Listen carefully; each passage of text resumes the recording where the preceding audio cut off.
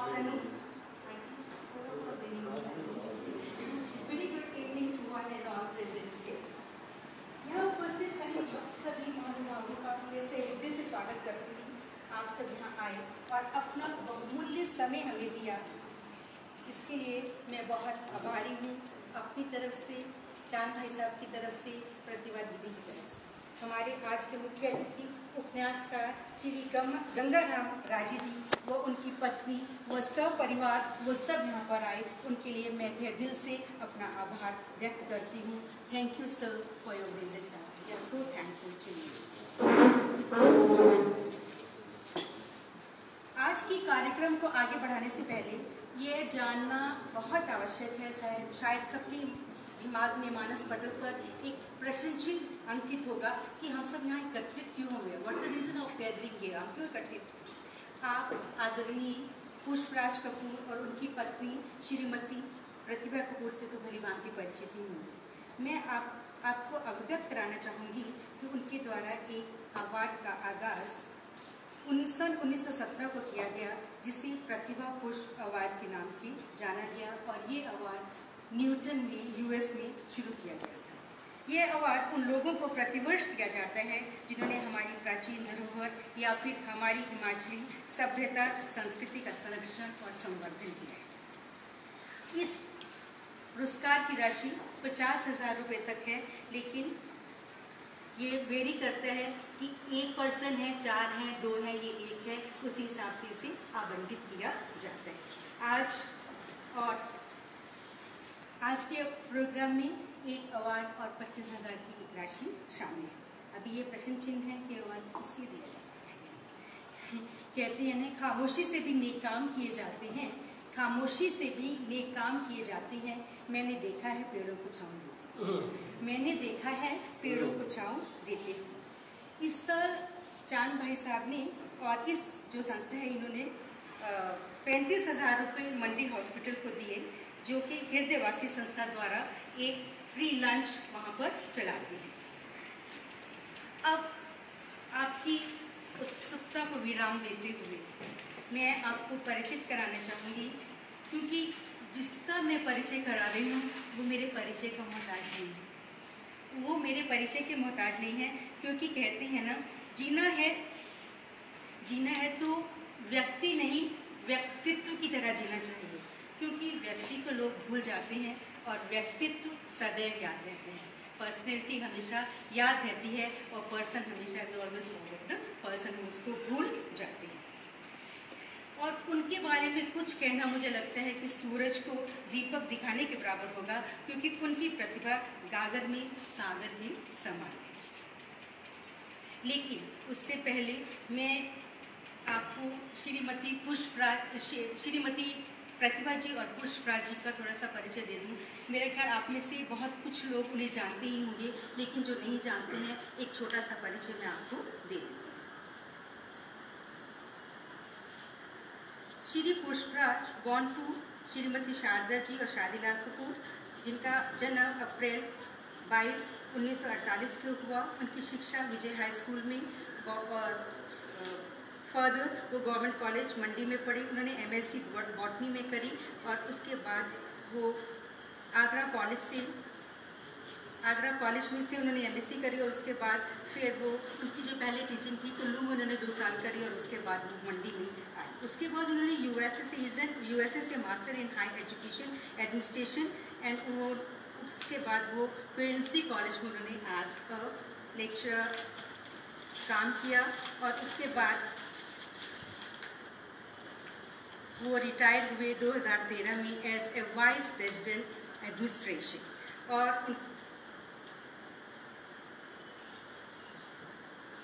उनकी जो हॉबीज़ हैं वो हैं बुक्स पढ़ना, reading, travelling and charity. Now I am reading about Pratibha, मेरी ननद हैं, रिस्पेक्टेबल। तो she born to Shrimati Pushpalata and Bhavani Prasad on 18 May 1948, education girls high school, and then completed her graduation from Mandi College and nursery teacher training from Dehradun, and then She teaches as a nursery teacher in Sunken Garden, then MA in History from Rajasthan University, then MPhil from Simla, Himachal University, worked as a Montessori teacher in Newton, USA and retired in 2006. Her interests are include cooking, traveling, etc.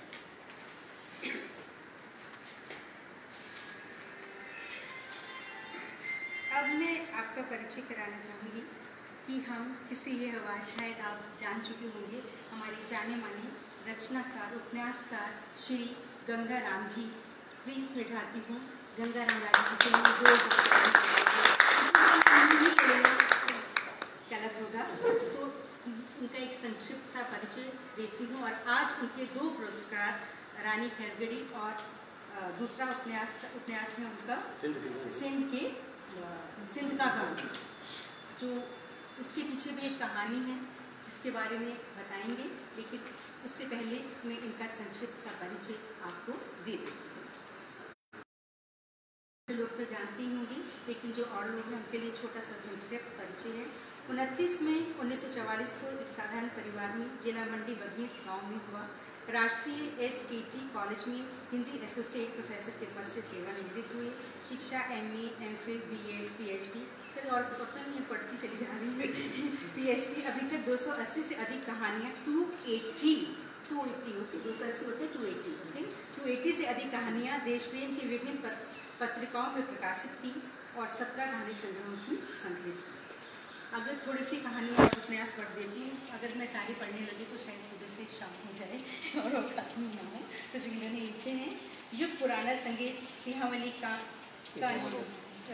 Chak India, प्रेम पत्र, रिमझिम, मेरी मुंबई प्रवास की कहानियाँ, चलती का नाम गाड़ी, एक और मुक्ति वाहिनी, उल्लू ना बनाओ, 5 बीघी जमीन, जीवन एक पहेली, कोने का बुहारा हुआ कूड़ा को बुहारा झाड़ू दिया वाला सर, कोने का बुहारा हुआ कूड़ा, एक भीगी सुबह, नटखट भयो राम जी, भीगी भीगी रे चदरिया, बुलेट ट्रेन और ए मालिक तेरे बंदी। हाँ, उपन्यास। मेरे मन मंथन, भैरो नहीं मरा, गीता बोल रही हूँ। एक थी रानी खैरगढ़ी, जिसके लिए पुरस्कार दिया जा रहा है।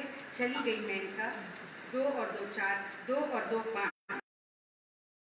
सर टीचरों से माफ करना गलत नहीं बोलूँगी। 2 और 2 5, चिड़िया आदाना खा, बाल उपन्यास, सिंध चिड़िया आदाना खा, आपने पढ़ा था उन्होंने उपन्यास, और सिंध का गांधी, फिर दिल ने फिर याद किया, इनके ये उपन्यासकार हैं। उसके बाद उपन्यास संग्रह हैं और शोध प्रबंध, नागा अर्जुन के उपन्यासों में भारतीय चित्रण और हिमाचल के जब आंदोलन। इन्हें बहुत से सम्मानों से सम्मानित, बहुत से सम्मान मिले, क्योंकि सम्मान और सामान में कई बार हम गलती कर जाते हैं, 3 अलग अलग शब्द हैं, तो इनको बहुत से सम्मान मिले और उन सम्मानों के बारे में मैं आपको बताना चाहती हूँ। उपन्यास घोरो कभी नहीं मरा, भैरो होगा सर, भैरो लिखा है, भैरो कभी नहीं मरा के लिए भारतीय वाग्मी पीठ कोलकाता ने साहित्य शिरोमणि और सारस्वत सम्मान, तो थोड़ी सी तालियां हो जाए, उर्दू में अपने AK बाई द्वारा अनुवादित इसी उपन्यास को उर्दू अकादमी लखनऊ और बिहार में पुरस्कृत किया गया। ऐसी बहुत से सम्मान हैं जिनसे इनको सम्मानित किया गया। क्या छोड़ूं और क्या बताऊं, ये समझ में नहीं आता। लेकिन अब मैं आपको आगे बढ़ने से पहले पुष्पराज भैया और दीदी ये सब यहाँ आना चाहते थे, लेकिन ड्यू टू कोविड वो यहाँ आ नहीं पाएंगे। लेकिन उन्होंने अपना एक छोटा सा मैसेज है वो यहाँ पर भेजा है, जो मैं श्री नलिन जी को आमंत्रित करना चाहूँगी कि उनके द्वारा भेजा गया मैसेज यहाँ पर आना चाहिए। धन्यवाद। Thank you.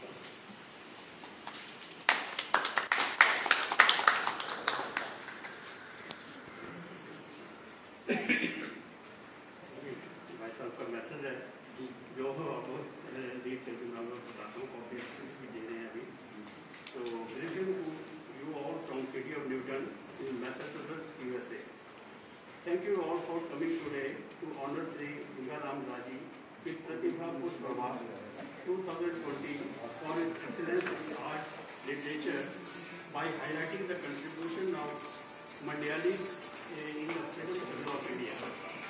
I read and enjoy Rani Khetri, and I'm looking forward to read since Kagami.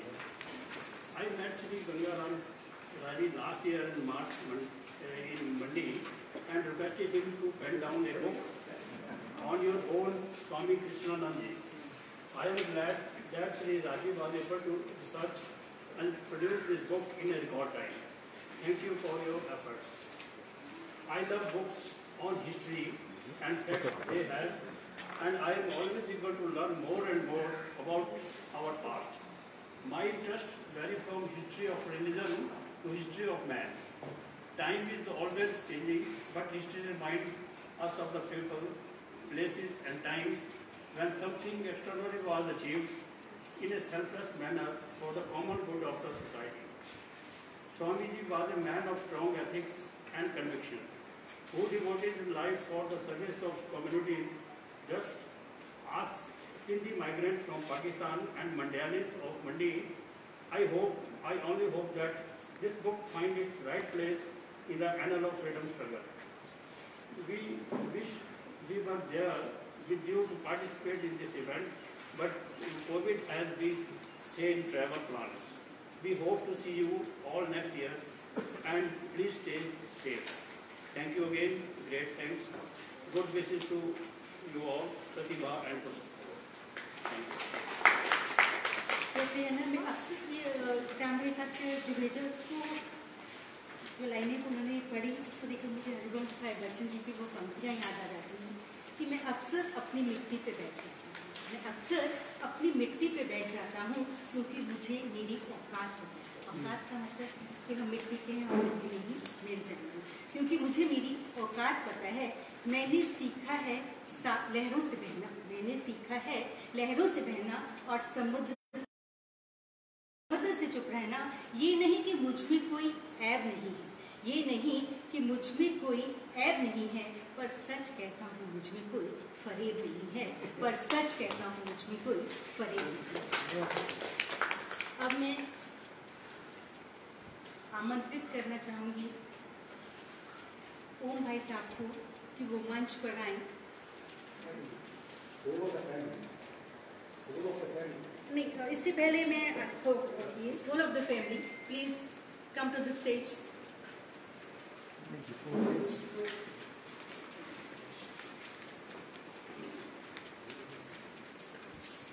Whole of the family is everybody from the family side. पहले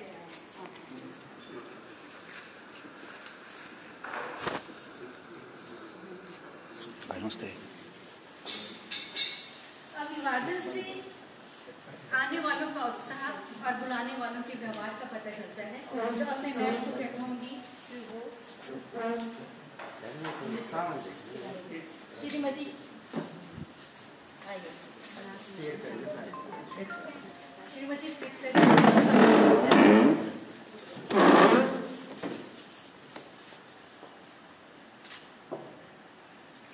थैंक यू मैम।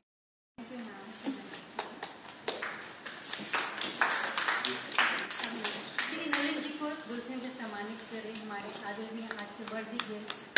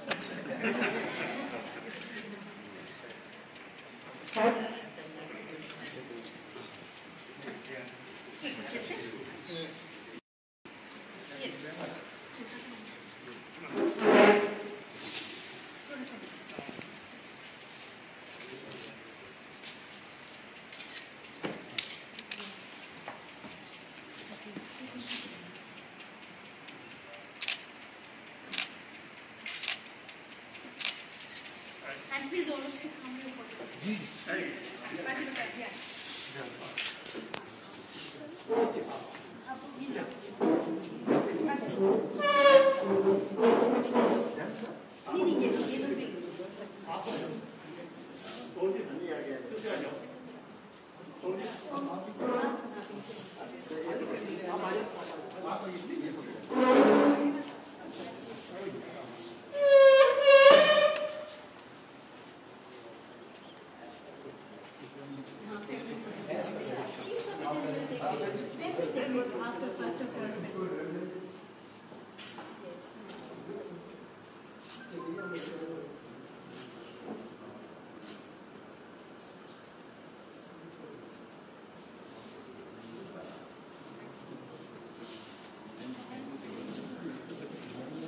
को टेलीफोन करते हैं कि मेरे को पहुँचाए है टेलीफोन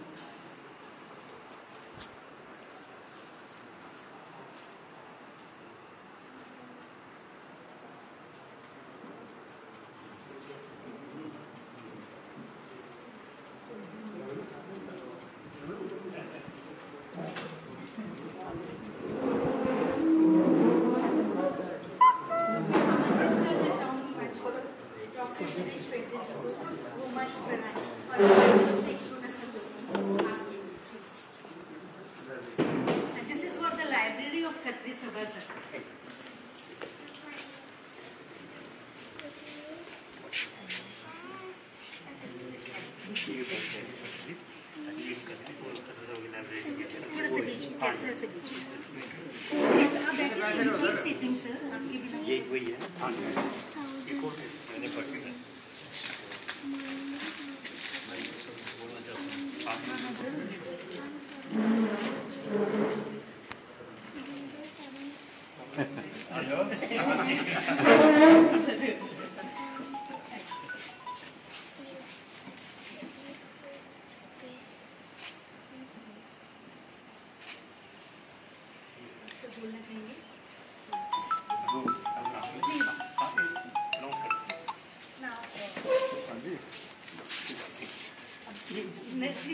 नरेश वैद्य जी, doctor Naresh वैद्य जी आपके सामने अपने कुछ विचार रखेंगे, प्लीज सर। प्रेसिडेंट खत्री सभा। मेरे प्रिय मित्र डॉक्टर राजी जी, उपस्थित गणमान्य सदस्य, आप सबका मैं यहाँ आने का हार्दिक स्वागत और अभिनंदन करता हूँ। आज का दिन मंडी के लिए एक बड़ी खुशी की बात है कि एक लेखक ऐसा आया जो हमारे को हमारे इतिहास से परिचित करा गया। मेरी बहुत इच्छा थी स्वामी कृष्णानंद जी के बारे में बहुत सुनता था, और जब मैं बम्बई पढ़ने गया तो एक बार मैं एक सिंधी फैमिली में गया। उन्होंने मेरे से आग्रह किया कि आप मंडी में रहते हैं, जरूर आपने स्वामी जी के बारे में कुछ लिखना चाहिए। परंतु मैं जब भी उनसे मिला, मैंने उनके व्यक्तित्व में ऐसी कोई भी चीज नहीं पाई जो मुझे लगा कि उन्होंने कुछ किया। क्योंकि अक्सर ऐसा होता है, इतिहास में दर्ज हो जाती है बात, वो लोगों को पता नहीं होता। और मेरे को तो सिर्फ एक छोटी सी याद है, जब हिमाचली सर्टिफिकेट देना जाना था तो हमारे वो प्रेसिडेंट थे, उन्होंने साइन मेरे उस हिमाचल सर्टिफिकेट पे किए थे। परंतु इनकी पुस्तक पढ़ने के बाद मेरे को ऐसा तो पता था कि उन्होंने आजादी के लिए बहुत कुर्बानियां दी है, परंतु सिर्फ एक विचार के रूप में ही था, और हमारी श्रद्धा भी थी उनके ऊपर जब उनके बारे में सुनते थे। परंतु जिस तरह मेरे प्रिय दोस्त ने, डॉक्टर गंगाराम जी ने मुझे उनका परिचय दिया, वो सराहनीय है। हमारी कम्युनिटी को मैं खत्री सभा की तरफ से बोल रहा हूं, काफी बदनाम करने की कोशिश की गई, झूठे झूठे इतिहास बनाकर, और वो अपमान के घुट हम पीते भी रहे, लोगों से सुनते भी रहे। परंतु आज मैं गर्व के साथ कहना चाहता हूं, जब आप इतिहास उठा के देखेंगे तो उन्होंने जो आजादी के लिए किया है वो बिरला लोग ही कर सकते हैं। वो कुछ डीएनए के जो आदमी होते हैं वही परहित के लिए इतना काम कर सकते हैं। इनके जो सिंध के गांधी में दो कैरेक्टर मुझे बहुत अच्छे लगे, एक रामू, एक कुत्ते का नाम भैरव, उसका घूरा। ये दोनों स्वामी जी के बहुत क्लोज थे, उनका नाम हरदेव था, और ये यहां पढ़ते, जब मिडिल तक यहां होते थी, मिडिल यहां से की और प्रथम आया अपने स्कूल में। उसके बाद वो होशियारपुर गए, वहां से मैट्रिक की। चलो वो तो बात लंबी है। उसके बाद लाहौर उनको भेजा गया। परंतु मैं जिस बात पे मैंने आया, दो कैरेक्टर थे। एक रामू वो आदमी था, उनका दोस्त था जो उनके साथ प्राइमरी तक पढ़ा, और प्राइमरी के बाद वो पटवारी लग गया, और पटवारी लगने के बाद उनका आपस में संबंध वैसा का वैसा बना रहा, परंतु संबंध कहां टूटा। 1952 में उन्होंने इलेक्शन जीता, वो इलेक्शन जीते, इलेक्शन में खड़े, इलेक्शन जीते। 1957 में फिर इलेक्शन लड़ा, फिर वो इलेक्शन जीते। पर उसके बाद क्या घटना हुई हमारे इतिहास में, यह हमारी कम्युनिटी के लिए बहुत काला इतिहास था। हमारे लोगों की जमीनें थी, जमीनें एक स्ट्रोक से हम लोगों से छीन ली गई। गवर्नमेंट ने डिसीजन लिया कि जिसकी जमीन जो हो रहा है उसको जमीन चली जाए। तो स्वामी जी ने प्रश्न उठाया, इन्हीं की किताब से मैं उस बात को मेरे को पता लगा। उन्होंने कहा अगर एक गाड़ी ड्राइवर चलाता है, एक ड्राइवर को हमने गाड़ी चलाने के लिए नियुक्त किया है, हम उसको पेमेंट देते हैं, तो क्या जो ड्राइवर जो है वो कार का हकदार बन जाएगा? उन्होंने उसके विरुद्ध लड़ा। उन्होंने कहा कि कम से कम दोनों पक्ष से सुने जाने चाहिए। ऐसे नहीं कि खत्री लोग बहुत रिच थे, कईयों को तो साधनी वो जमीन थी जिसके लिए स्वामी जी लड़े। अपना राजनीतिक जो भविष्य उन्होंने धूमिल कर दिया सिर्फ इसलिए कि उन्होंने सच्चाई बोली। उन्होंने कहा कि कम से कम इनका पक्ष तो सुना जाना चाहिए, परंतु उनको सुना नहीं गया। और 1957 में वोटों की राजनीति के लिए जात पात में भिड़ाया गया, शहर गांव में भिड़ाया गया, और अपनी ही जात के आदमी से आदमी को बढ़ाया गया, सिर्फ एक लालच से कि कुर्सी हथिया ली जाए। मैं गौरव इस बात का गर्व है कि सिंध के गांधी वो व्यक्ति था जिसने पहला इलेक्शन सिंध में जाके, जो पहला इलेक्शन हुआ था, उसको भारी बहुमत से जीते। वहां सिंध में रह के उनको लोग देवता की तरह पूजते थे।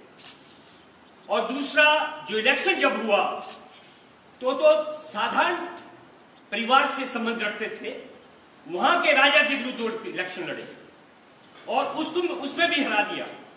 राजा को उन्होंने उससे भी भारी बहुमत से हराया।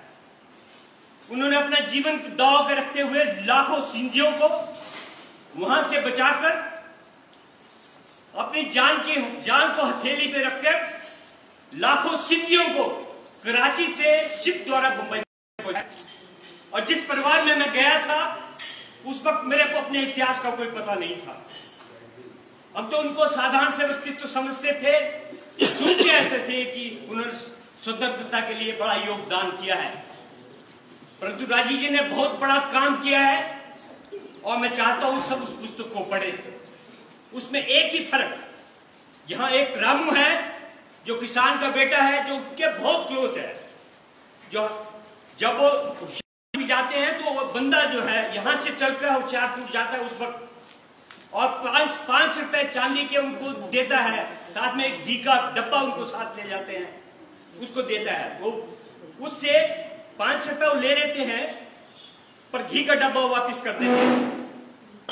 उसके बाद वैसा ही व्यक्ति उनका, जब वो सिंध में पहुंचते हैं तो जब रेलवे स्टेशन, बहुत मैं लंबा नहीं क्योंकि आप दुकान पड़ेगी, मैं फर्क जानना चाहता हूं। ये कुत्ता जो उनको रेलवे स्टेशन पे मिलता है, जिसको राजीव जी ने बुरा नाम दिया है, बुरे रंग का होता, वो भी सिंध के गांधी के साथ ट्रेन पे ही मिला और उसको हमेशा फॉलो करता रहा।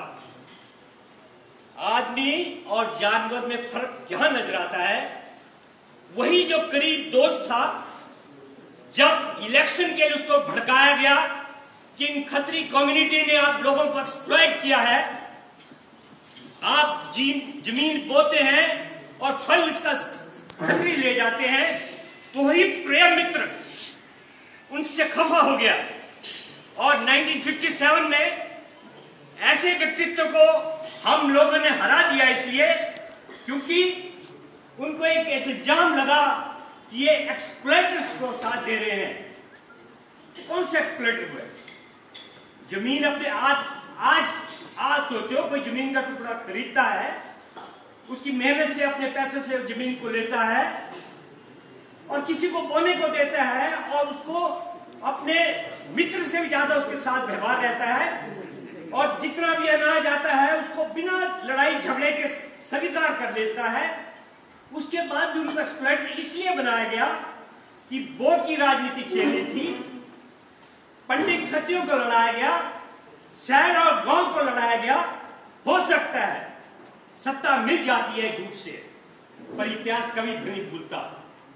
आज सिंध का गांधी, जैसे आप किताब पढ़ेंगे, आपका आदर और सम्मान उनके तरफ और बढ़ जाएगा और जानवरों के लिए भी ज्यादा बढ़ जाएगा।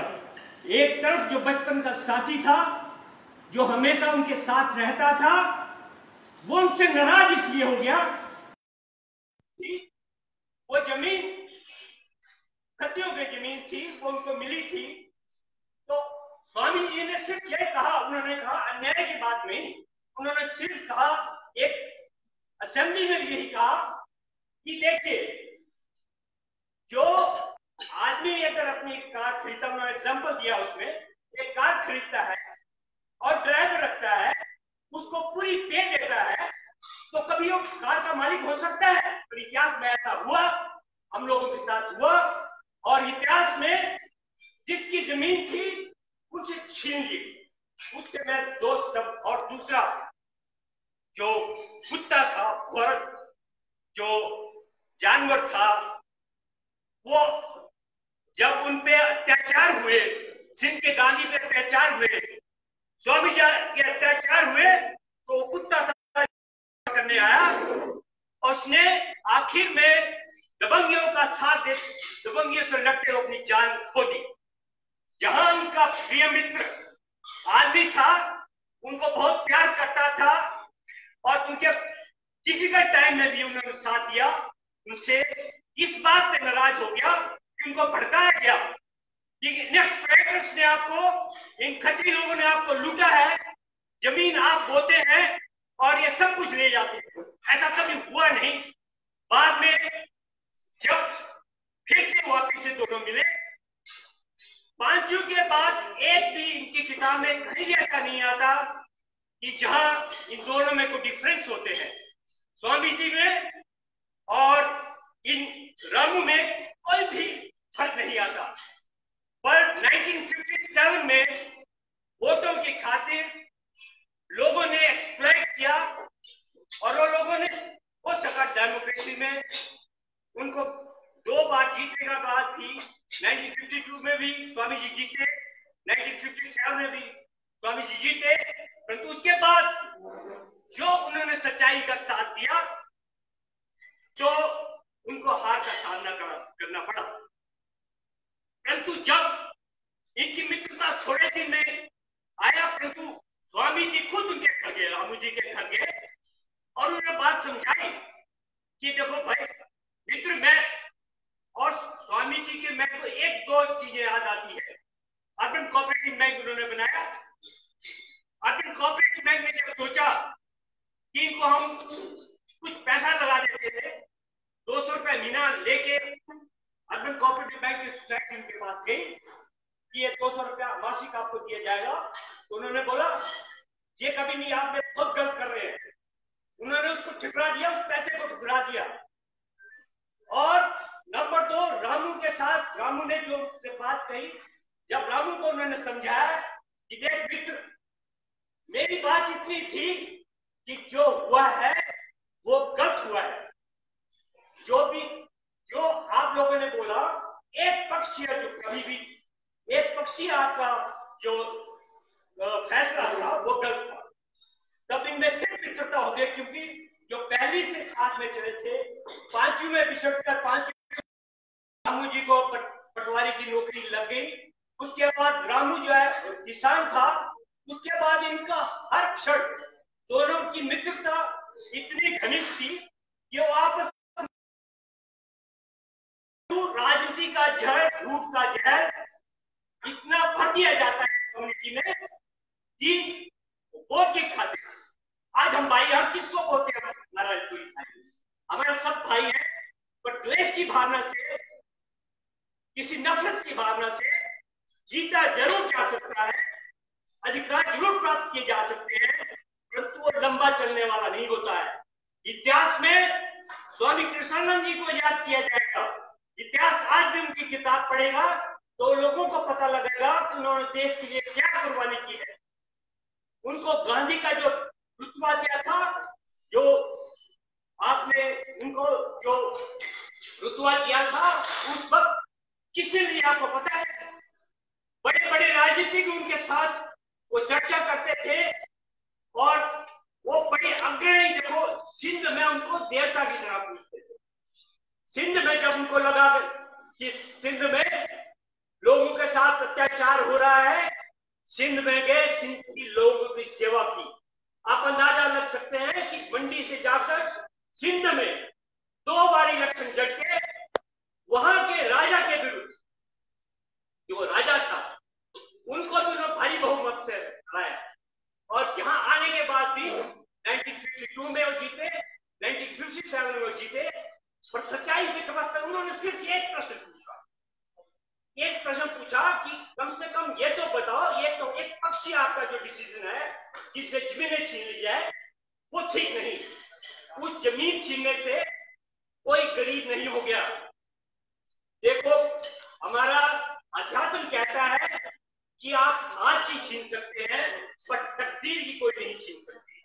शायद वही हमारी कम्युनिटी के लिए एक बल के रूप में सामने आया और उस बल के साथ देखते देखते हमारी कम्युनिटी वही उसी ऊंचाई पे छोड़ गई, जिस ऊंचाई पे वो थे और हमेशा रहेंगे। नैतिकता से कोई समझौता नहीं किया। आज तक जो भी खत्री कम्युनिटी ने काम किया है उसको भूला नहीं। यही नहीं, जो धर्म का सेनानी बने, लड़ाई की लड़े।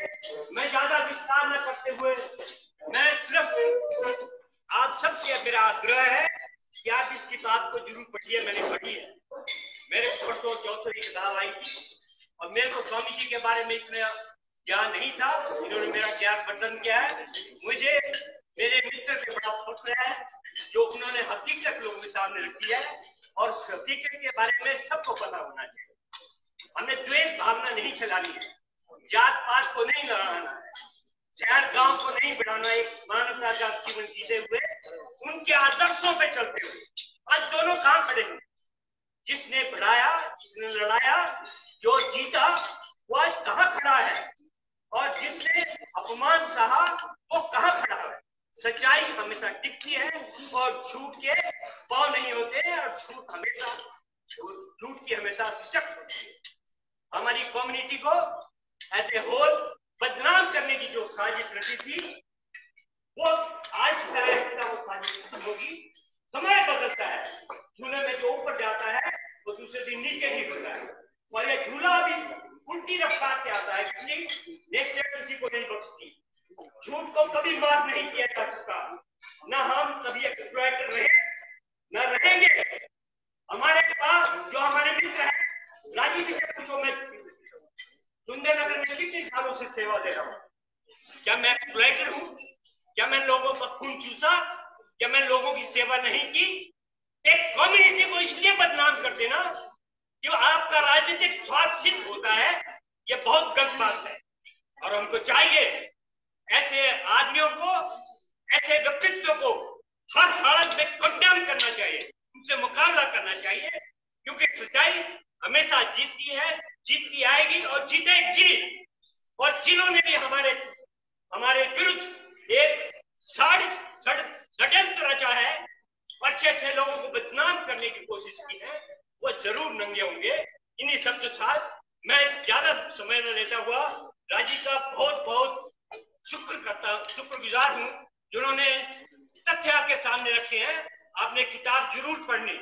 और हमने खत्री साहब, मैं तो पहले भी इनको आग्रह किया था कि हमारी खत्री साहब भी आपको सम्मानित करेगी, आपको आदर से बुलाएगी, ताकि लोगों को पता तो चले हमारा अतीत कितना स्वर्णिम था, हमारा अतीत कितना अच्छा था, हमारा भविष्य भी अच्छा होगा, इसको कोई नहीं रोक सकता।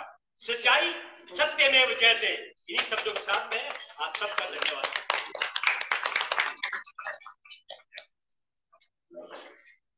Thank you sir for your innovative words.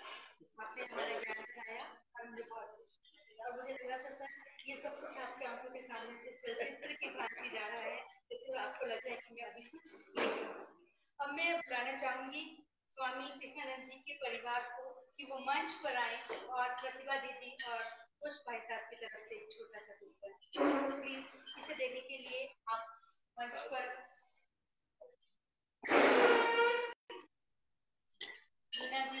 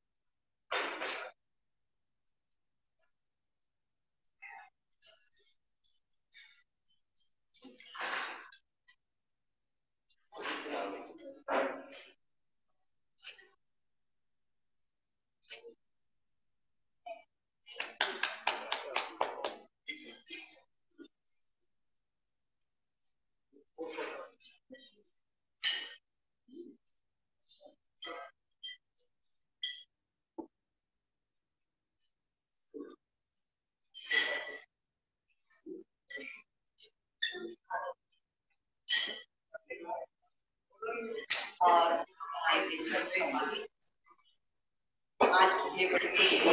वैसे भी मैं जिस मंच से जाती हूँ, राजनीतिक हो या धार्मिक हो या सामाजिक हो, वहाँ पर हमेशा रहता है कि स्वामी विवेकानंद जी का नाम लिया जाता है। मुझे बहुत गर्व होता है। वो तो हमेशा से ही हमारे प्रेरक रहे, हमारे मार्गदर्शक रहे, और खुशी इस बात की है कि मैं उनके परिवार में पैदा हुई हूँ। अपने आप को धन्य समझती हूँ, परंतु जब समय था, अवस्था थी, तब हम छोटे थे, उनके बारे में जानना नहीं चाहते थे। पर कई बार ऐसा होता था कि कोई आता था बाहर से, उनकी जीवनी के बारे में पूछता तो हमें भगा दिया जाता था। वो पता नहीं, हम आप आज सोचते हैं तो इसलिए होता होगा कि उन्होंने इस क्षेत्र में अपना बहुत बलिदान दिया। उसके बारे में वो हमें नहीं बताना चाहते थे, परंतु ये तो हम जानते हैं कि उन्होंने बहुत कार्य किया है। हमारा परिवार, मेरे दादा दादी, मेरे माता पिता, उनके बिना बहुत रोते थे जब वो चले गए थे। उनका हमेशा जब वो घर से बाहर गए थे तो हम ये सुनते हैं कि उनका जिंदा मुर्दा, उनका ये बारह से निकला होता था कि कभी भी वो मिले तो उनको पकड़ा जाए। परंतु एक बार मेरे पिताजी सुनाते हैं कि बाहर से लेटर आया, हमें उसमें यही लिखा हुआ था कि नौकरी तैयार है, आप आ जाए।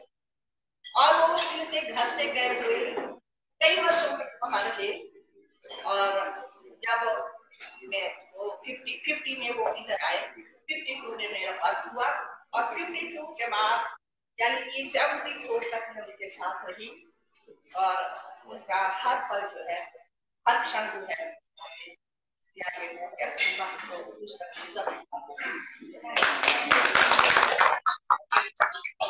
मैं अनुरोध करना चाहूंगी कपूर जी की मंच पर आए।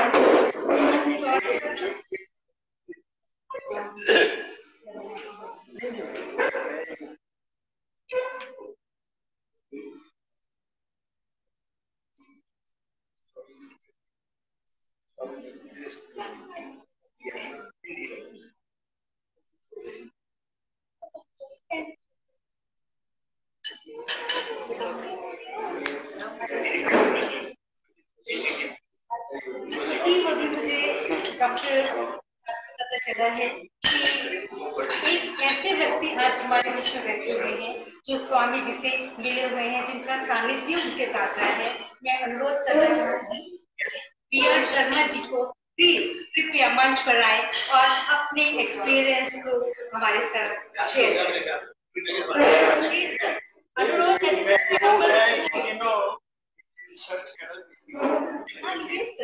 तो बहुत से लोगों से मिला हूँ, और मिलते मिलते मैं पी.आर. शर्मा जी के पास पहुंचा। यहाँ उपस्थित लोगों में से हालांकि उनके व्याख्यान जो होते हैं उनको भी छोड़ करके एक पी.आर. शर्मा जी एकमात्र यहाँ एक ऐसे व्यक्ति उपस्थित हैं जो जिनके साथ उनकी मित्रता और उनका ग्राहक संबंध रहा है। हालांकि दोनों की दिशा अलग है, वो दक्षिण पति थे, वो मध्य मार्गी थे, दोनों की अलग और बड़ी देर तक मैं बहुत मेरे को मिला है। तो जैसे समय ज्यादा हो रहा होगा तो ये 5 मिनट में उनका तालियों की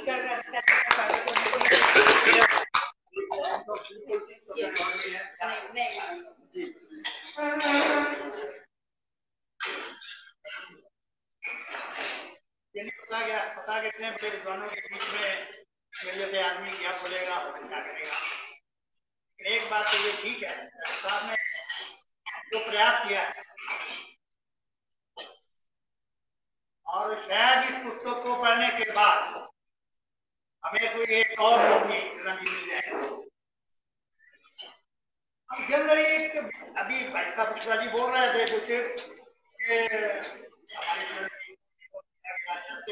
जो कुछ भी है, और ये है कि यदि काम आप करोगे आपको कोई बोलेगा।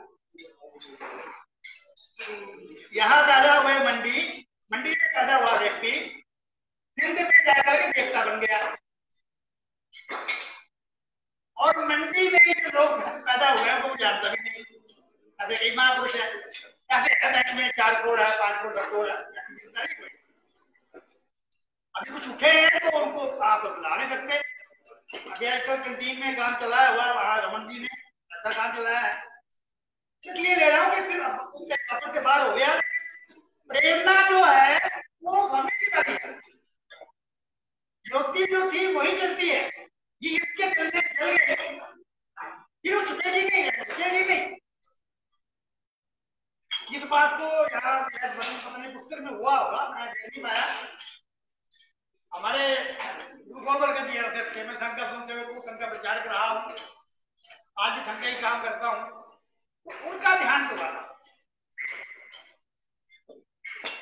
अब जिस प्रकार का शहर का वातावरण है, जिस प्रकार के लोग हैं, तो 15-20 मिलेगी, हम संघ कार्यालय में बैठेंगे और प्रोग्राम कर देंगे, लोकसभा कर देंगे। अब उनका स्तर वहां तक था, ठीक हो गए थे।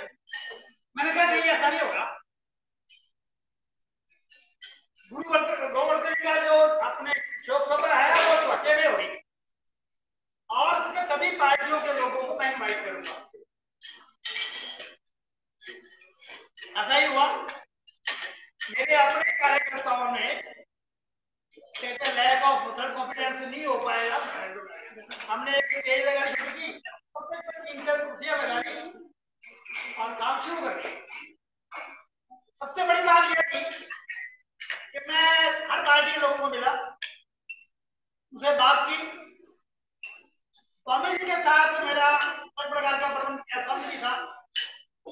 इनके बैंक में अकाउंट थे, मैं पीएनबी में काम करता था, इनके भाई का भी अकाउंट था, तो भाई साहब जो आए थे बड़े वो काफी आए थे, और कई बार वो विड्रॉ करके पैसे वही फंड देते थे, गिर जाते थे बैंक।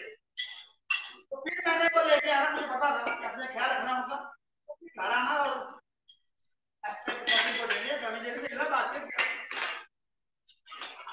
एक तो बात उन्होंने बताई। और ये जो दूसरी वाली बात कर रहा हूं मैं, सभी पार्टियों में लोग मेजोरिटी का मुंह पाया गया, नहीं इनके बारे में तो मैं नहीं जाके बोल सकता, पता नहीं क्या बड़ी कंपल्शन थी उनकी या क्या प्रॉब्लम होगी उनकी, वो भागे में जाए।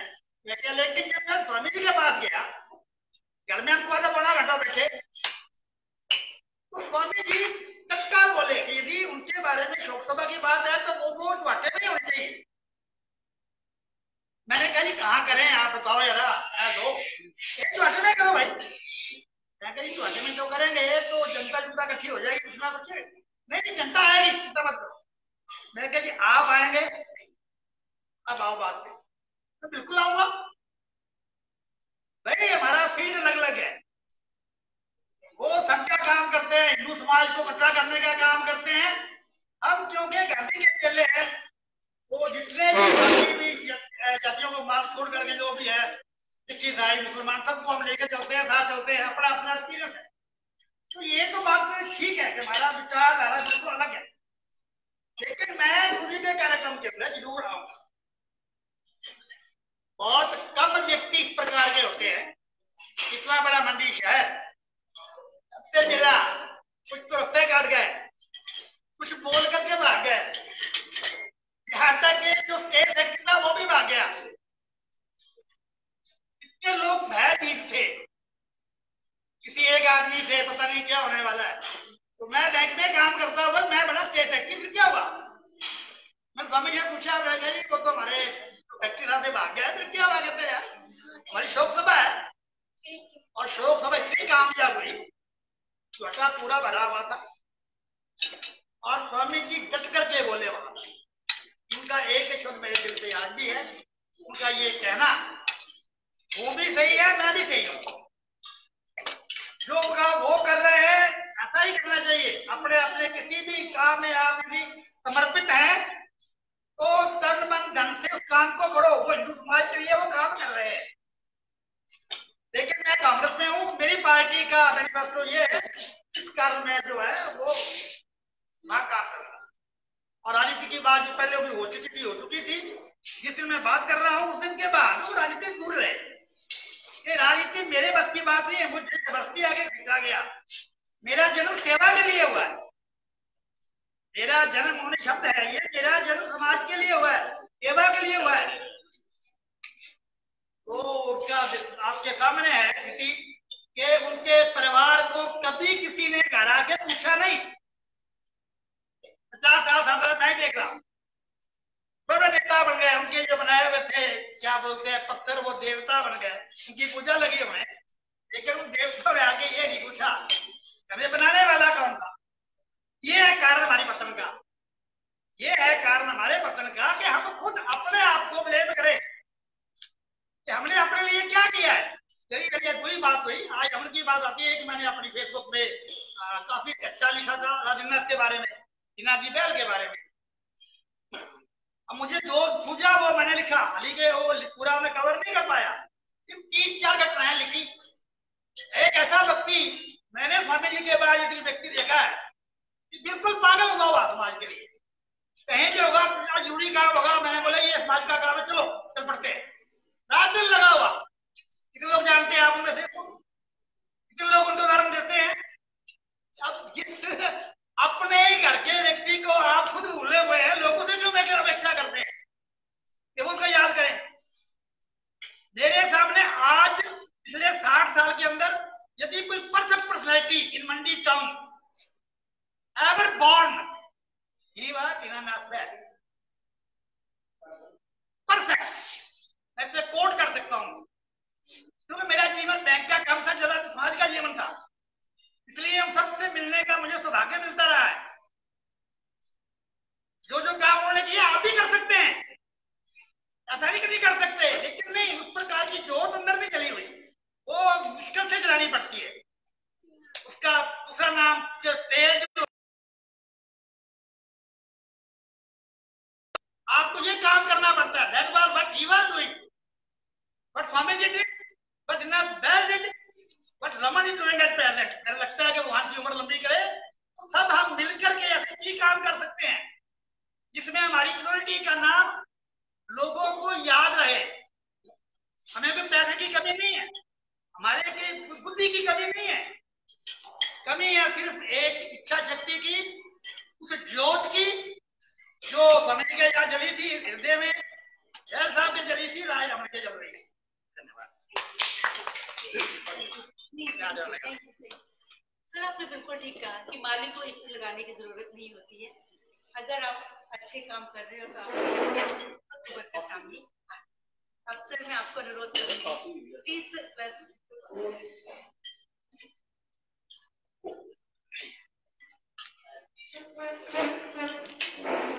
55 साल पहले दोस्ती है, जहाँ से ये छपते हैं वहीं से मैं छपता हूँ। जयेंद्र पात्रो उस किताब के प्रकाशक है, वहाँ से किताब आ रही है, तो बहुत इनकी तारीफ करते हैं। कोर्ट पर मेरे दूसरे तीसरे बात होती है, जैसे बिरला के इसके साथ उसकी किताब है जो आजकल वो डांस वगैरह करते हैं, बच्चों का कमरे बजाते हैं, आप बजाते हैं ना, उस पर भी किताब आ रही है, बस आ ही गई है शायद तैयार है। वो डॉक्टर गंगाराम राज जी एक अद्भुत व्यक्ति, मेरी कईयों के साथ दोस्ती बनती है, इस व्यक्ति के साथ नहीं टूटी न टूटेगी, बचा हुआ नहीं। तो पुष्पराज जी ने ये प्रोजेक्ट इनको देने से पहले मुझे कहा था, फोन किया था, तो अमेरिका से ही फोन किया था कि आप संभालेंगे इस काम को। मैंने कहा कालखंड को लिखना का काम नहीं है, ये उपन्यास कालखंडीय रचना है। भले मैं इस जहाज में पैदा हुआ हूँ, लेकिन मैं लिखने का दावा नहीं ठोक सकता, क्योंकि बोले आप बताओ मुझे। मैंने कहा डॉक्टर गंगाराम राज जी एकमात्र है मंडी जिला में जो इसके ऊपर काम कर सकते हैं। रानी खैरगढ़ी, अगर आप गैजेटियर देखें, हिमाचल प्रदेश का गैजेटियर देखें, मंडी का गैजेटियर देखें, गिनती में 12 पंक्ति है, रानी 13वीं पंक्ति नहीं है।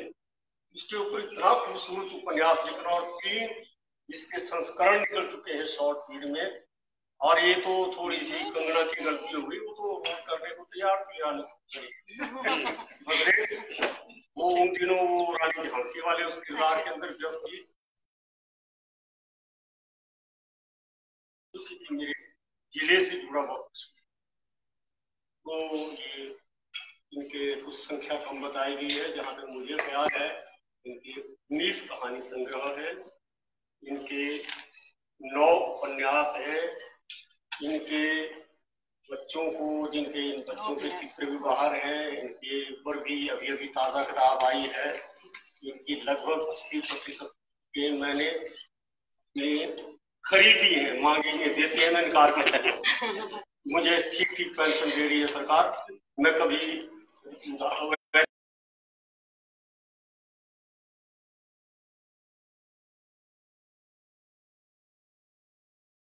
किताब जो आजकल नए क्रियाकलाप चले हैं, और मैंने कमेंट्स किया है फेसबुक, 55 साल से तो मैंने इस रूप में इनको देखा ही।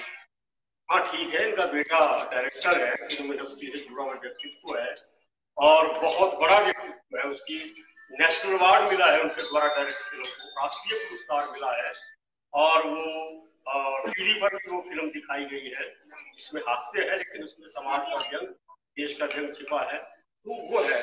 लेकिन ये कला इनमें भी मौजूद है, मुझे नहीं आता, सच्ची बात बताऊं। हालांकि ये मंच से जुड़े हुए हैं, मंच को सजाना, मंच को बनाना, ऐसी बहुत गतिविधियां, लेकिन मैंने इनको गाते हुए और अभिनय करते हुए नहीं देखा। ये मेरी हो सकता है करते रहे हूँ, तो मैंने देख नहीं पाया। तो क्योंकि समस्या ऐसी होती है, मुझे भी अभी भी पूछे आपकी स्वामी कृष्णानंद की जात क्या है, मुझे नहीं पता, ईश्वर जानता है। मुझे नहीं पता वो वैद्य है कि कपूर है कि उपाध्याय है, क्या है। इसी से तो बड़े लोगों की जात नहीं होती, हम लोगों छोटों की होती है जात। कबीर से कोई जात मुझे चुराहा बोले तो मेरा मन करता है कष्ट परमात्मा उस व्यक्ति को बांटते हैं, लेखकों को, कवियों को, रचनाकारों को मजहबों में जात में बांटते हैं। इससे बड़ा मजाक उनका नहीं हो सकता। अब आजकल एक वर्ग है जो सूरदास को छोटी जात का साबित करने पर तुला है।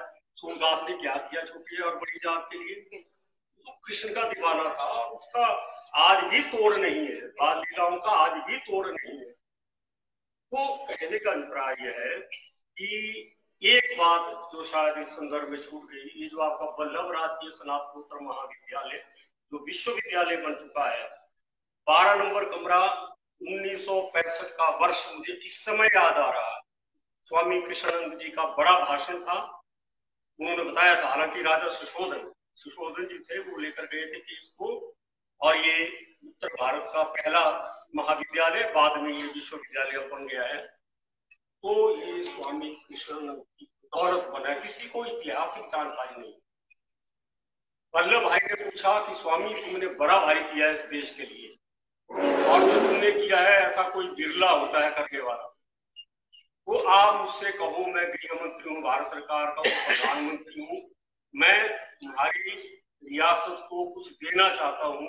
उन्होंने कहा मुझे अपनी रियासत के लिए एक कॉलेज चाहिए। ये इतिहास दबाया जाता है, क्योंकि जात पात का प्रश्न नहीं होता है, किसने किसका शोषण किया। मनुष्य का शोषण करता ही है, सीधी सी बात है ये। आप इतिहास का इसे उठा लीजिए, शोषण जो है वो मनुष्य के मस्तिष्क में रहता है, जिसका दांव चलता है वो करता ही है। एक जीव है दुनिया में जो किसी का शोषण नहीं करता है, और वह है कवि और रचनाकार। किसने करना, उसने कलम उठानी, उसने तो समाज के 40 के करीब किताबें मैं लिख चुका हूँ, एक भी किताब में मुझे सिद्ध कर दिया कि मैं क्षत्रिय हूं या ब्राह्मण हूं। मैंने किसी जाति का पक्ष लिया है, किसी धर्म का पक्ष लिया है, ऐसा साबित कर दिया। हमारी कलम से ऐसा लिखा ही नहीं जा सकता किसी के विरुद्ध। किसी जन्म हो गया, क्या करें, कहा जन्म हुआ, लेकिन अपने अपने मस्तिष्क में हमने किस परिवेश को पाला, किसको जगह दी, ये महत्वपूर्ण है। शायद इनका मनमंथन पढ़ने वालों पाठकों में से, पहले पाठकों में से मैं भी, ये पहला प्रयास है। कई बार बोलता था मगर डॉक्टर साहब इसका मन हटा दो, मंथन नहीं, मन में मंथन होता है।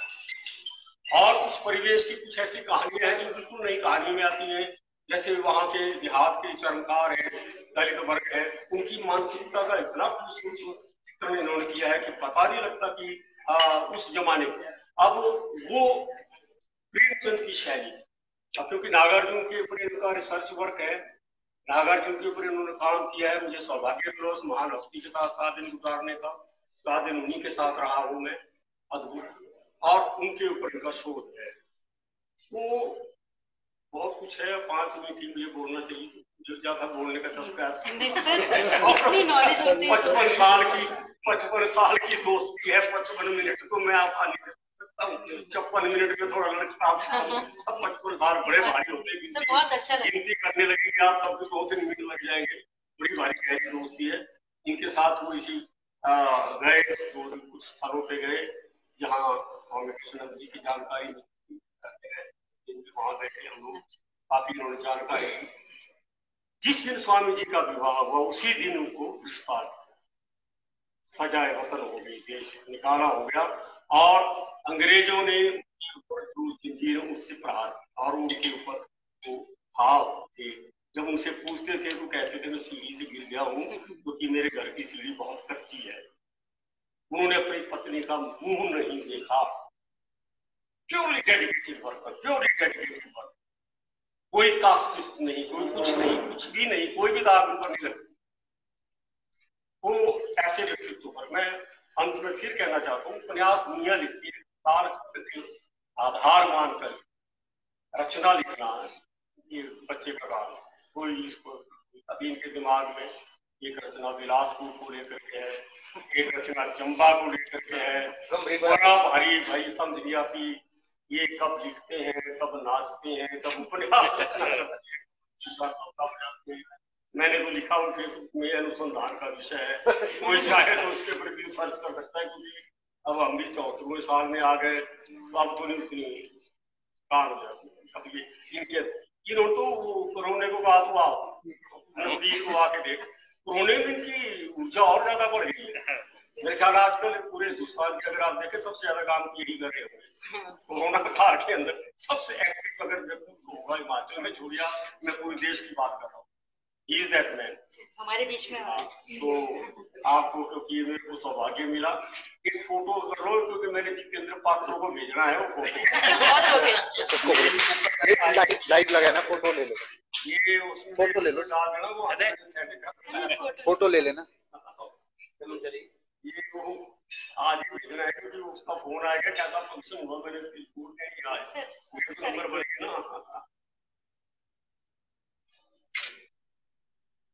Thank you very much.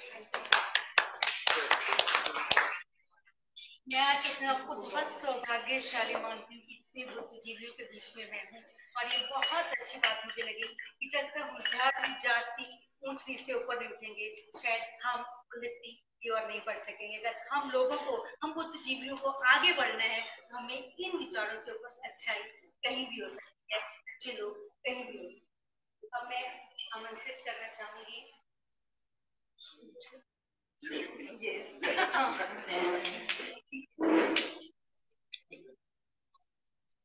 कुछ कहने से पहले ही तेरे कदमों की हद से जाते थे।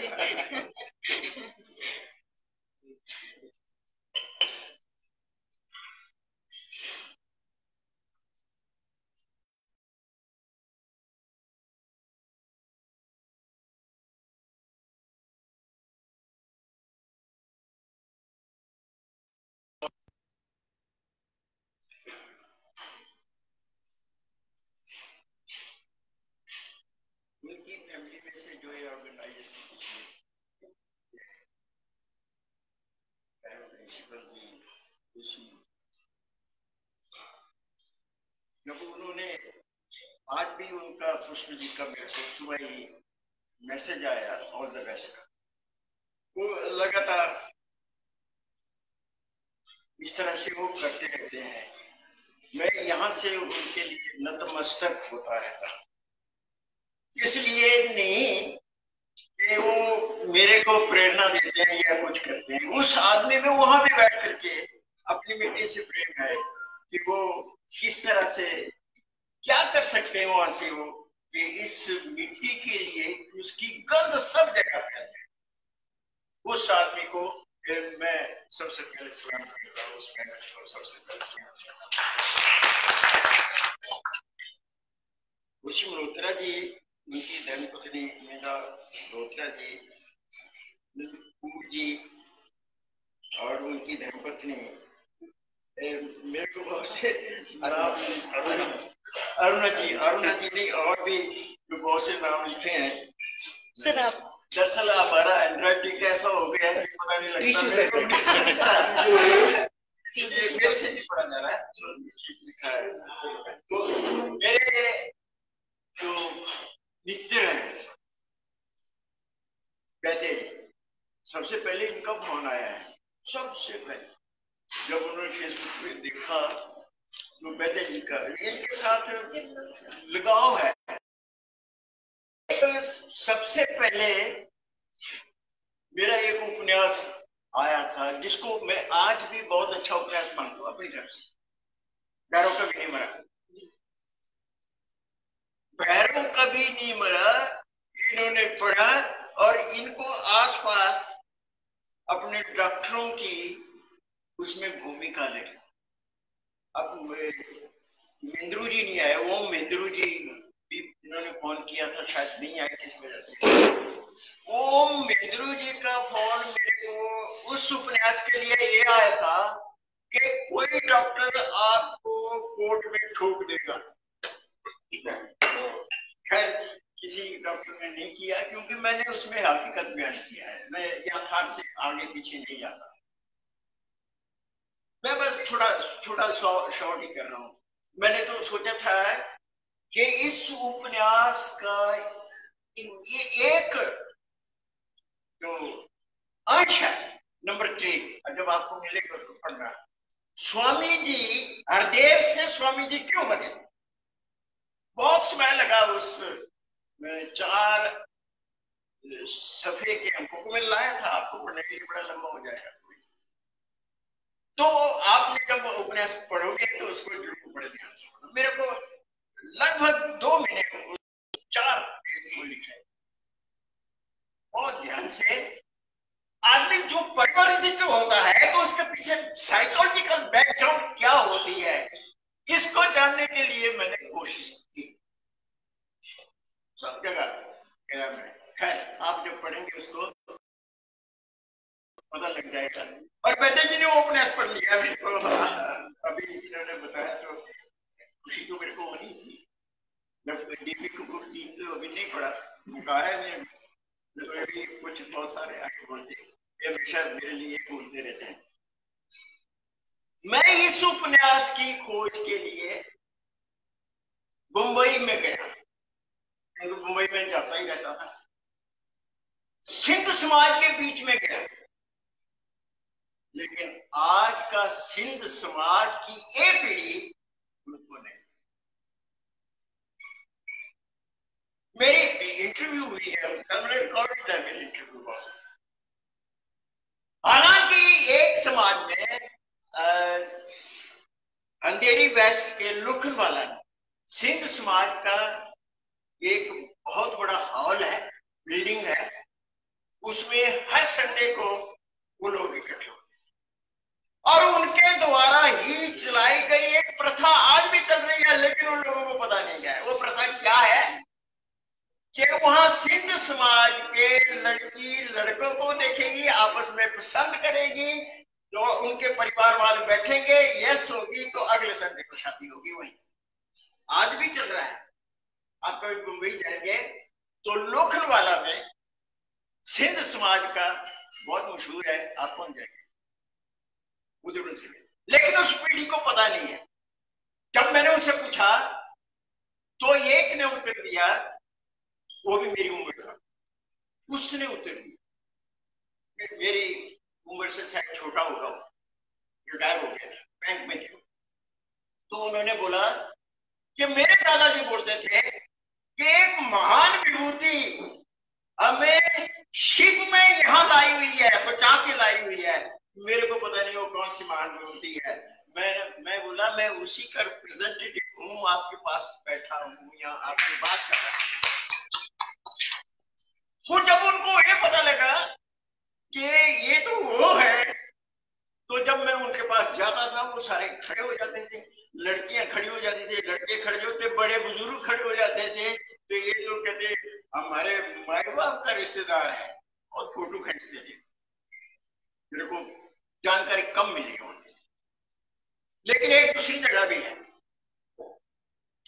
वो बांद्रा का स्टेशन है, क्या नाम था उसका, मेरे को भूल रहा हूं मैं।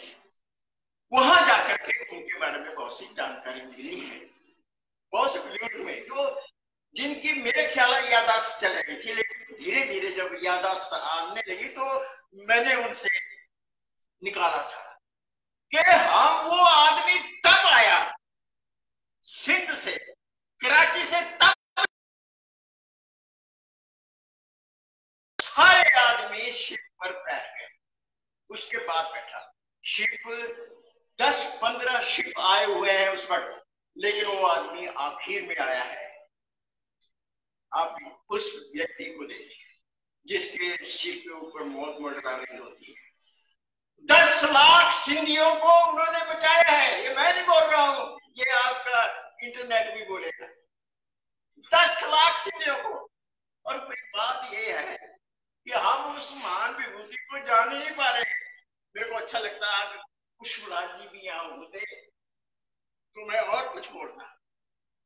मैंने जो आपके सामने जो लाया था वो एक कागज में वो था, उनका क्यों बने वो स्वामी क्यों बने, इसके पीछे बड़ा गहरी उनकी सोच की बड़ा द्वंद चल रहा था। तो उनके गुरु के चरणों में आकर के उन्होंने अपने आप को परिवर्तित किया। गुरु ने उनके कपड़े उतारे और वो हरदेव से स्वामी कृष्ण जी नया नाम उन्होंने लिया। ये 3 नंबर का अंश है अपने उपन्यास में। उसको आप लोगों के कहानी की दृष्टि से नहीं, दार्शनिक दृष्टि से उसको देखिए। ये उपन्यास एक रानी खैरी और एक ये उपन्यास भाई दिन्नू जी ने, बहुत बड़े उपन्यासकार हिंदी के, काशीनाथ जी से मेरे को मिलाया है। ये ऐसा काम करते रहते हैं, हर बड़े लेखक को मेरे को घुसेट के मिला लेते हैं और मेरे को थोड़ा सम्मान के द्वारा मिलता रहता है। काशीनाथ जी से जब मैं उनके पास घुसा, इन्होंने मिलाया, फिर तो ये पर्दे से बाहर, फिर मैं आ गया। उन्होंने इन दोनों उपन्यासों के ऊपर चर्चा की है। आपके इस उपन्यास का जो वर्ड है वो उन्होंने, काशीनाथ जी ने पिछले शब्दों में, काशीनाथ जी ने ये इस उपन्यास का पढ़ करके उन्होंने बताई है कि कुछ तो बात होगी इस गांधी में, जिसको पटेल जी ने गांधी रखा है। इस पहाड़ी आदमी में कुछ तो बात होगी। वो आदमी बोलता है बनारस में बैठा, कुछ तो बात होगी और कुछ तो बात है। वीर शर्मा जी के पास में पहुंचा, पहुंचते पहुंचते एक मेरी पहले मुलाकात हुई है इसी सिलसिले में। मेरे को परमात्मा जी ने इनका एड्रेस दिया।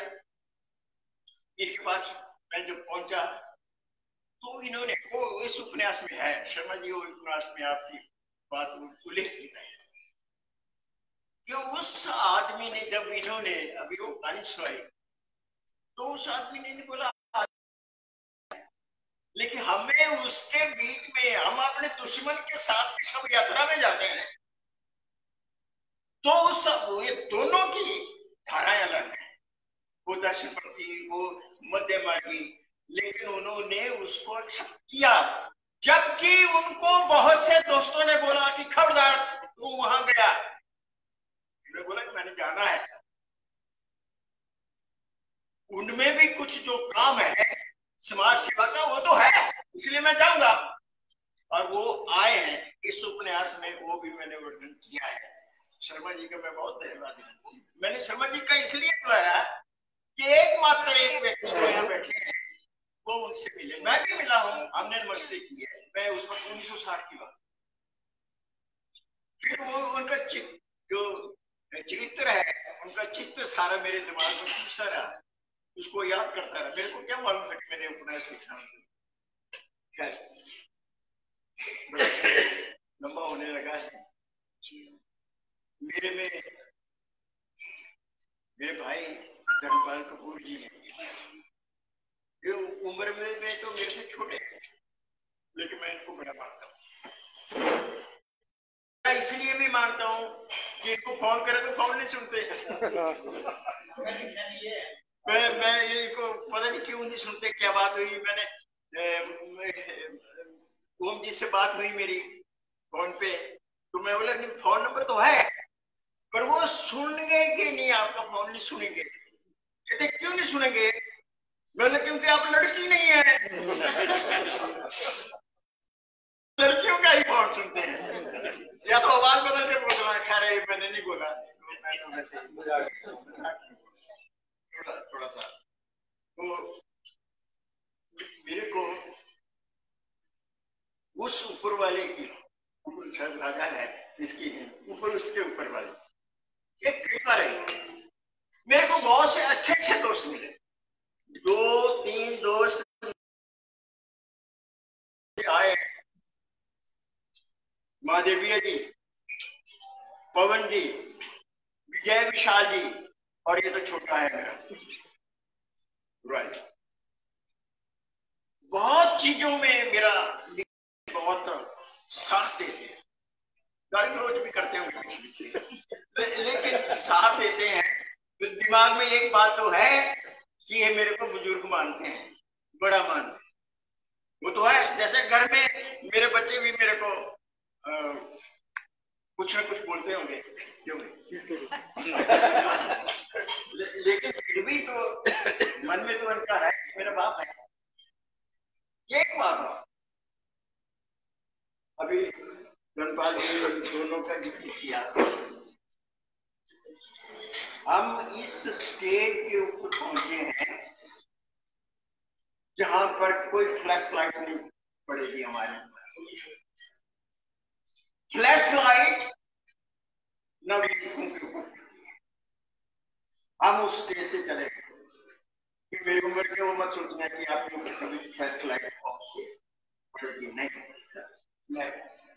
मैं एक उपन्यास कर रहा था, अभी लिखा जा रहा है। Still flashlight is on you, sir. Thank you so much. Thank you so much. ये आपका बड़प्पन है, इस फैमिली का एक बड़प्पन है, तो मुझे मान सम्मान मिला है। बहुत सी चीजें लिखी है मैंने, जो घर में मान सम्मान मिलता है उसका नाम कटते है। अभी पीछे कोरोना से पहले सांप लग के रायपुर में मेरे को ईरानी खरीदी पड़ी थी, उन्होंने सम्मानित। तो मेरे को वो मजा नहीं आया। कोई जंगल में मोर नाचा, किसने देखा? आखिर मोदी जी मोर ले रहे हैं, सबको दिखा रहे हैं मोर। वो बात होती है, जंगल में मोर नाचा किसी ने देखा? मेरे को कोई मिला, मैं उन लोगों से नए नए लोग दोस्त हुए वहां, बहुत अच्छा लगा उनसे, बहुत बढ़िया है। और उन्होंने मेरे को वहां से जाकर के वहां से चुन लिया, वो आजाद की यात्रा करवाई और एक होटल में रखा। मैं बोले मैं अगर आपके घर बड़ा है तो मैं आपके घर रहूंगा, ऑर्डर नहीं दूंगा। बोले क्या बात है, वो मैं घर रहा, छोटा सा घर, लेकिन वो जरा परिवार में मिले जुले, खैर चलो बात। मैं ये बोल रहा हूं कि जो मजा मेरे को इस समय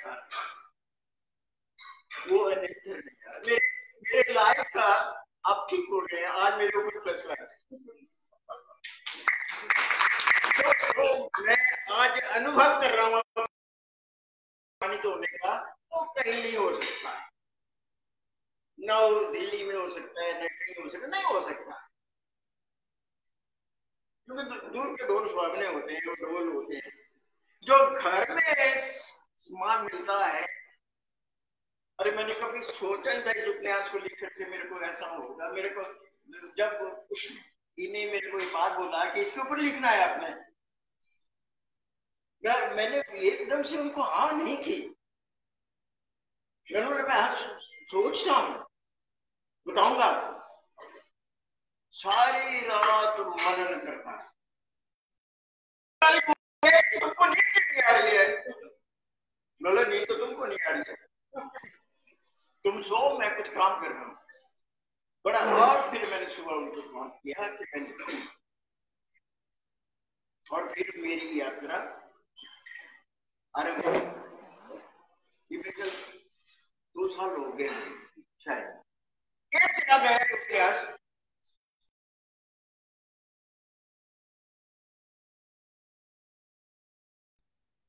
अपने वालों ले गए अपने हाथ शिमला है।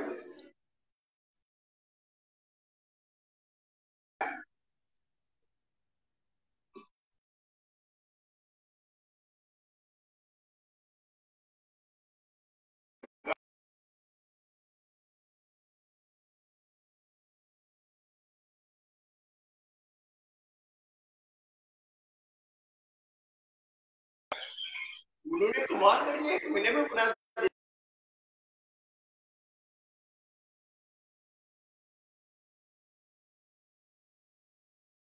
कैसा है किताब मेरे को अच्छी नहीं, लेकिन मेरे पास किताब मैंने भी ऑनलाइन मंगवाई।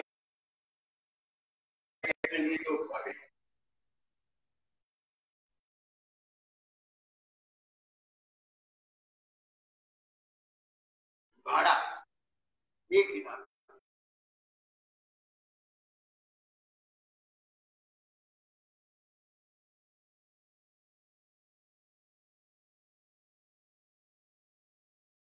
के लिए मैंने मंगवा ली, वो बुक उसको हटा लूंगा।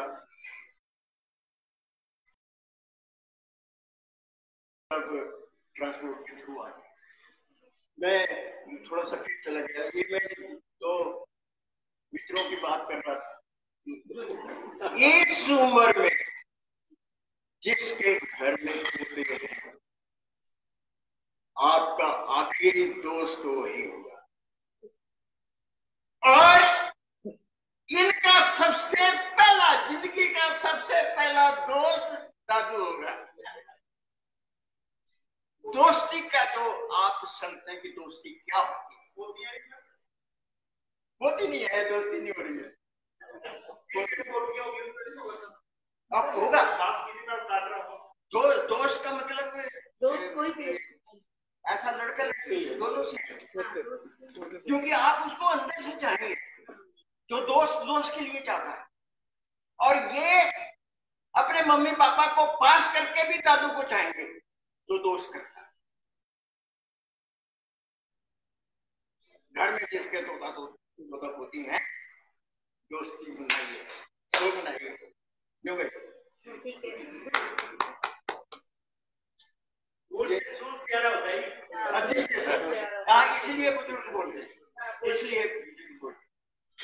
मेरे साथ मेरे दोनों पुत्र हैं। ये बड़ा वाला पुत्र कुमार, ये यही लक्ष्मी मैं इनके पास रहता हूँ, और इनकी धर्मपत्नी आपकी मंडी की बिटिया डॉक्टर गोपाल जी की बिटिया, और ये अंशुल शर्मा। 14 साल हो गए आज इसको फिल्म इंडस्ट्री में, 14 साल हो गए। अब जम गया है वहां, अब कोरोना आ गया, फिर जम गया है वहां। अच्छी फिल्में दी इसने, फिल्में आपने सोनू की देखी होगी, वो इसने बनाई है। दे दे प्यार दे दे, वो इसने बनाई है। सबसे महंगा, सारे जान से महंगा, बहुत सी फिल्में करती है। ये देखो वो है दिल्ली से, इन दोनों का आपस में प्यार हुआ होगा। होगा नहीं हुआ। हमसे पूछने लगे, इसके पिताजी मेरे पास आए, पूछने लगे कि आपको कोई इतराज है? हमने बोला जब मियां बीवी राजी तो क्या करेगा? वो उनसे पूछिए, राजी या राजी? राजी तो राजी अच्छी तुम बनती। मैं आपको हमेशा राजी है, आपको हमेशा राजी है। हाँ, एक बात जरूर सुना दो आप। अपने अनुभव से प्यार। जिंदगी में सीधी सीधी सी जिंदगी नहीं होती है, मेरी कई कहानियों में पटे पटे जिंदगी में भी है कि सीधा सा जीवन नहीं होता है। जीवन जो है वो एक पटरी के पर समतल नहीं चलता है। उस सड़क, हिमाचल की सड़कों, टूटी फूटी सड़कों के ऊपर कभी नीचे ऐसा होता है।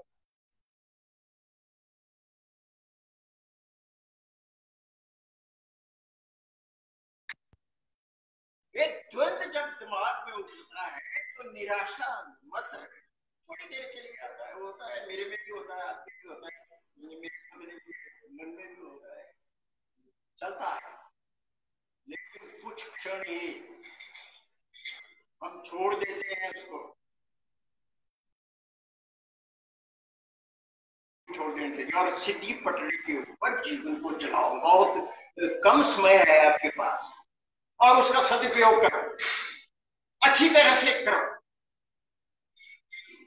मैं गोपाल जी के पास रोज बैंक में जाता था पूछने, कभी लेट आते थे बैंक में, शायद स्वामी जी कभी लेट नहीं गए होंगे, मैं बताता और इनको तंग कर, जो कुछ बातों का मैंने इनसे पूछा तो इनको मालूम नहीं था। मैं बोले यार कैसा होता है तू? अपने दादी को जो सारे संसार में जिसको लोग उसने बोला कि तू गांधी है, मैं तेरे को सिर्फ गांधी का खिताब देता हूँ, उसके बारे में तुम जानते हो? तो सर हमारा दुर्भाग्य था कि जब उनकी डेथ में साथ अरे कोई बात नहीं, मैंने 1960 में उनको नमस्ते किया है। 1960 में मैंने नमस्ते किया है। आपने उनका प्यार को झेला होगा। अरे बहुत बहुत बड़े के घर में आप पैदा हुए हैं। जिस व्यक्ति ने 10 लाख आदमियों को घाट से बचा करके पार पाया समुद्र के रास्ते में और अंत में अपने आप गया है, इस उपन्यास में वर्णित है। एक उन्होंने बहुत बड़ा कांग्रेस का भवन बनाया काशी में, जिनको बोल करके दिल्ली के कांग्रेसियों ने थे उसको खूब पैसा देकर के भवन बना। लास्ट में 1.5 लाख सिंधी उसमें इकट्ठे हुए और वहां के लोगों ने उसको नीचे से आग लगा दी। नीचे आग जल रही है, वो ऊपर है, कोई अल्टरनेटिव नहीं, छलांग मार के तब मरे, थोड़ी देर और होता है तब जल के मरे। लेकिन उस आदमी ने धैर्य नहीं खोया। कुदरती वो लैंडलाइन का टेलीफोन था, वो वर्क कर था, वो तार उनको बचना था। पटेल से बात करते हैं और वो उधर जाकर के इंडिया का जो कमिश्नर रहा, हाई कमिश्नर से बात करते हैं और कुछ घंटे के बाद फायर ब्रिगेड घोड़ा आकर के उस आग को बुझाते बच्चे। अरे जिस आदमी के आगे मरना लिखा है भी अब गए, उसको अगर एक हिस्सा बचा देता है तो आप क्या सकते हैं? कोई छोटा आदमी है वो? अरे वो इस किताब के पढ़नी चाहिए। वो आपके ज्यादा महान है, आपको उनके बारे में खूब सुबह उठ करके भगवान को अलग करके उस पे आगे आपको धूप जलाना चाहिए कि वो हमारे घर में वहां पैदा हुआ, कहां बैठता था वो, कहां रहता था वो, आपको जानकारी होनी चाहिए। गोपाल जी उसके बारे में तो मेरे को गोपाल जी आप बुरा मत मानना, क्योंकि मैं भावेश में बोल रहा हूँ। मैं बहुत उनकी पत्नी का नाम नहीं आपको पता, दादी का नाम करना। मेरे को भाई तीनों ने मदद की, मेरे को तो लगी थी मैंने पता करना है। अरे हम जो भोग रहे हैं वो उस आदमी की वजह से भोग रहे हैं ना। अरे मत भूलो, भूलो मत। वो बहुत बड़े महान व्यक्ति थे। क्यों हारे वो यहाँ, ये मैंने इस वक्त बड़ा नहीं मैं बोलूँ। मैं अपनी बात शायद महावर्ष बदल करके मेरे को आज फीलिंग हो रही है होते हैं तो अच्छा लगता है। उनको मैंने किताब भेज दी है, स्पीड पोस्ट से मैंने कहा मैंने पढ़ी है, बहुत अच्छी है।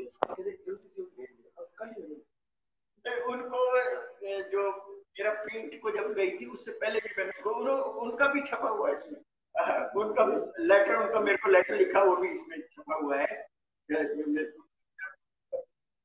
अगर वो यहाँ पर होते, हाँ वो यहाँ होते तो मेरे इस फ्लैश लाइट की लाइट हो जाती।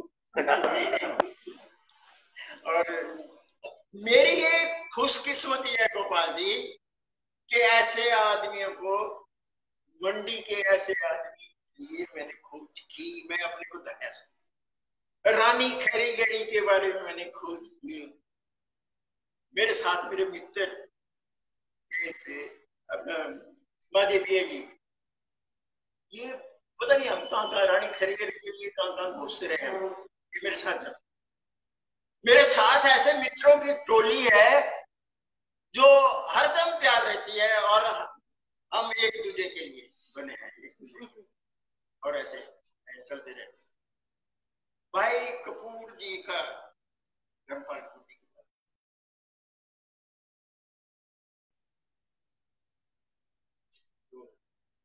अब ये सीमित में हो गए, हम इनको बोलते हैं सीमित मत होइए, बहुत कैपेसिटी है इस आदमी। अरे आदमी मेरे को भी बहुत कुछ बोलते हैं लोग। आपको कुछ बोलते हैं तो उसमें सच्चाई देखो कि अगर वो ठीक बोलते हैं तो ठीक है, नहीं बोलते हैं तो फिर बोलना दो। ये निराश हो जाते हैं और उसलिए ये अंदर बीच में केंद्रित रहते हैं।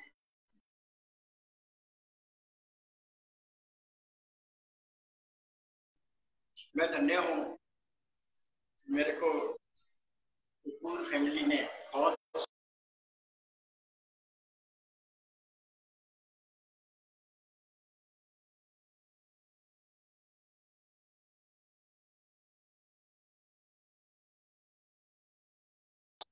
भाई इनू का भाव आ जाता था।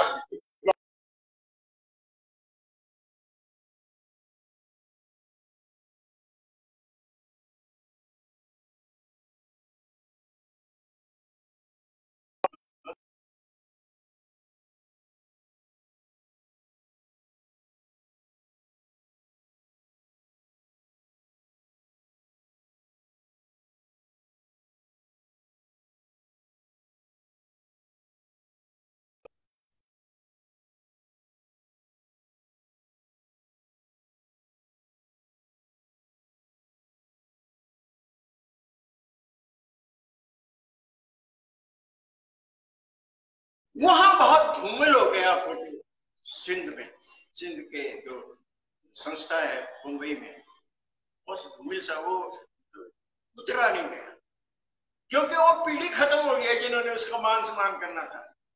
अब दूसरी पीढ़ी जो आ गई है वो बुजुर्गों को इतना बड़ा मान सम्मान नहीं देती है, घर में नहीं देती तो कहाँ जाती है। तो वो फोटो मेरे को बहुत बढ़िया फोटो था। मैंने बोला इसको उतार कर मेरे को दे दो, मैं इसका रीप्रिंट कराता हूँ इसको। ये मेरी बहू बहुत एक्सपर्ट है, उससे कराता हूँ। तो उन्होंने मेरे को हाथ लगाना नहीं दिया। चलो ठीक है, दूसरी जगह क्या बोलूं।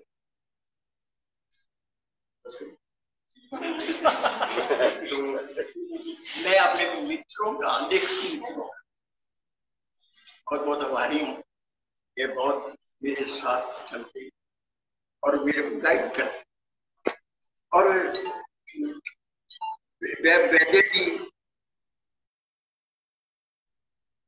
ने जो पहला उपन्यास पढ़ा था मैंने, जिसकी बात की मनोधन, नहीं पैरों का भी नहीं पढ़ा, उसके बारे में एक प्रतिक्रिया करते रहते थे क्योंकि उसमें डॉक्टरों का बहुत कुछ लिखा है। मैंने आप पढ़िएगा उसको।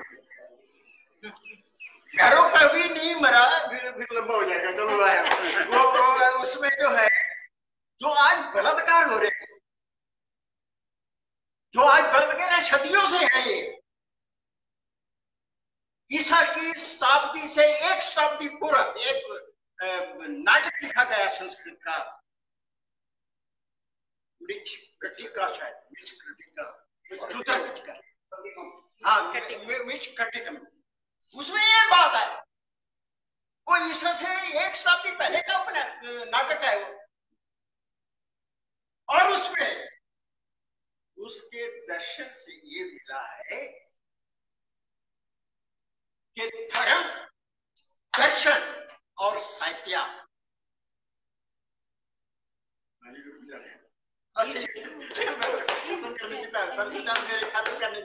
तीनों साथ साथ, अगर तीनों साथ नहीं चले, इसमें एक अंग बैठ जाए तो हमारे सब जो आगे बढ़ने की जो ग्रोथ है वो खत्म हो जाएगी, फिनिश हो जाएगी। इन्हीं के साथ आपको बहुत धन्यवाद, पंडित का बहुत बहुत धन्यवाद, उन्होंने मेरे को इस सीखो क्या समझा। आज बच्चे भी खुश हो जाएंगे, घर वाले भी आज खुश हो जाएंगे, जो कुछ हुआ है। तो आप जो लिखते हैं, और एक बात और बताऊं मैं, मेरी हर छोटी से छोटी रचना में मेरी घरवाली का साथ है, हर रचना को पढ़ा है इसमें। जब यहां से यस होती है तभी वो आगे जाता है। कई बार विवाद भी हो जाता है और वो इसी पात्रों के अंदर जो हमारा दोनों के बीच का द्वंद्व भी हो जाता है। खैर वो फिर लंबा हो जाएगा। अब आप तालियां बजा के थैंक यू सो मच।